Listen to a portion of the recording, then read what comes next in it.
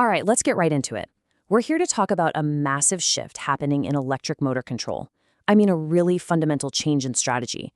The old way of doing things, the hardware-first approach, is giving way to a new virtual-first paradigm. And this isn't just a small tweak. It promises faster development, much higher quality, and a level of intelligence we just haven't seen before. So let's break down exactly how this is all unfolding. You know the old model, right?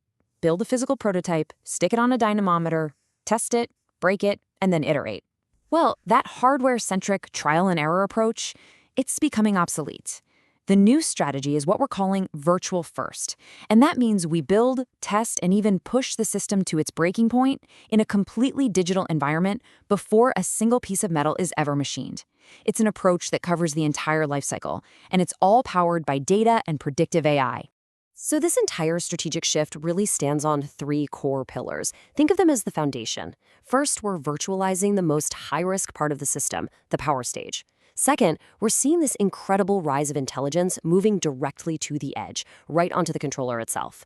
And third, none of this would be possible without the rapid evolution of the underlying silicon that's making it all happen. We're going to walk through each one. Okay, let's start with pillar one. If you think about it, what's the riskiest, most expensive, and frankly most dangerous part of motor control development? It's the power stage, the inverter. So how do you test its absolute limits without, blowing up incredibly expensive prototypes? The answer is you virtualize the motor and the battery. This lets you run the real inverter at full power in a completely controlled and safe digital world. And the core technology that makes this happen is Power Hardware in the Loop, or P-Hill. Now with P-Hill, we're not just simulating a few signals. This is the real deal. You take your actual physical inverter and connect it to a power emulator that behaves electrically exactly like the final motor and battery would.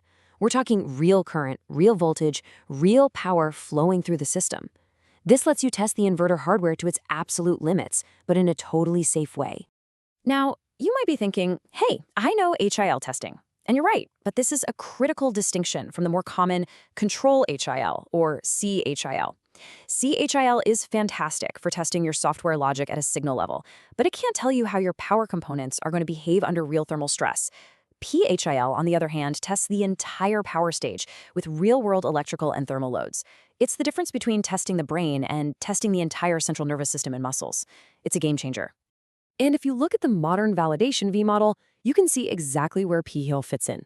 It's that absolutely critical bridge between the early, signal-level C-Hill validation and that final, incredibly expensive system validation on a dyno.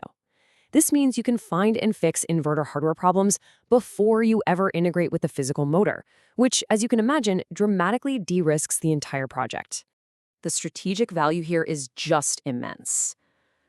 I mean, think about it. You can safely test for fault conditions like short circuits without creating a, let's just say, an expensive light show. You can start validating your inverter hardware the day it arrives without waiting months for the motor prototype. And that means way less time on the dyno, higher quality through repeatable, automated testing, and just a fundamentally faster and safer way to get to market. All right, on to our second pillar, the rise of the intelligent edge. This is all about the migration of intelligence away from the cloud and down to where the action is. We're not just sending data off-device for analysis anymore. No, we're embedding these really sophisticated digital twins and AI models directly onto the microcontroller that's actually spinning the motor. This allows for real-time insights and predictions like never before. But why? Why is this so important?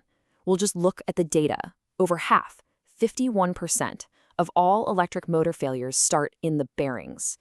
And the thing about bearings is that their failure progression is often really predictable if you're analyzing vibration. It's the absolute perfect target for on-device predictive maintenance. And the key piece of technology here is the digital twin. Now, let's be super clear. When I say digital twin, I'm not talking about some massive simulation running in the cloud. This is a lean, mean, real-time mathematical model of the motor, and it's running in parallel with the control algorithm on the very same microcontroller. It takes the exact same inputs, and it's continuously estimating the motor's internal state. And what exactly is it estimating?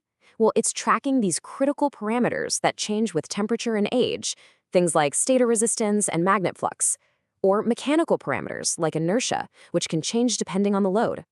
By knowing these values in real time, the control system can constantly adapt itself to maintain peak efficiency and performance throughout the motor's entire life. This is online adaptive tuning at its absolute best. But this intelligence actually goes a step further. We're now deploying lightweight AI models, often trained on vibration data, directly onto that same MCU. And this is where we move beyond just real-time control and into true predictive maintenance.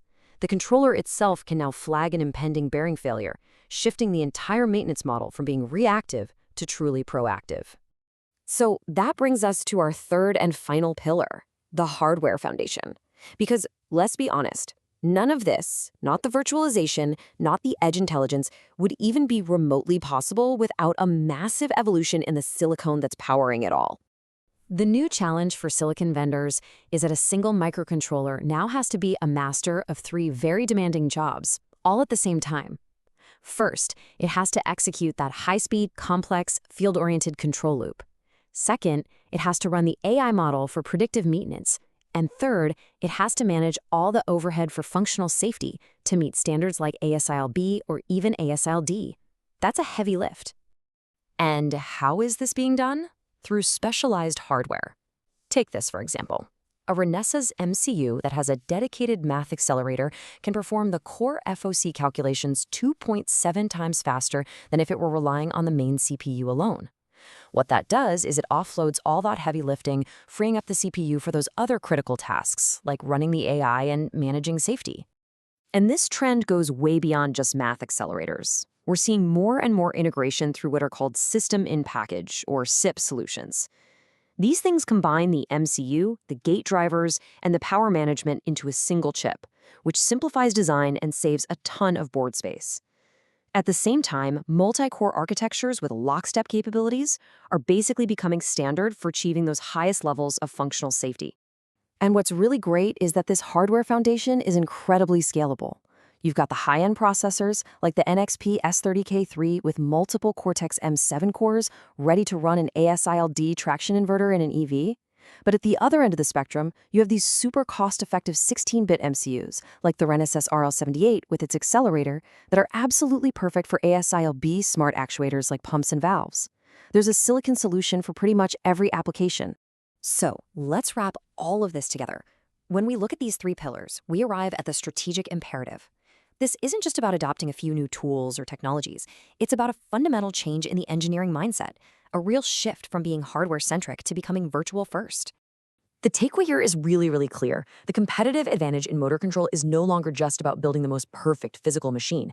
Instead, all the value creation is shifting upstream. It's about mastering those high-fidelity virtual models in PHIL, crafting the intelligent algorithms for the digital twins, and, of course, selecting the specialized silicon that can run it all efficiently and safely. And this leaves us with a pretty critical question for the future. As the physical motor itself becomes an increasingly well-understood, predictable virtual model, where should a modern engineer focus their expertise to create the most value? Is it in the deep nuances of the silicon? Is it in mastering the ever-growing complexity of the software? Or is it in architecting the intricate dance between them at the total system level? That, right there, is the challenge and the opportunity ahead.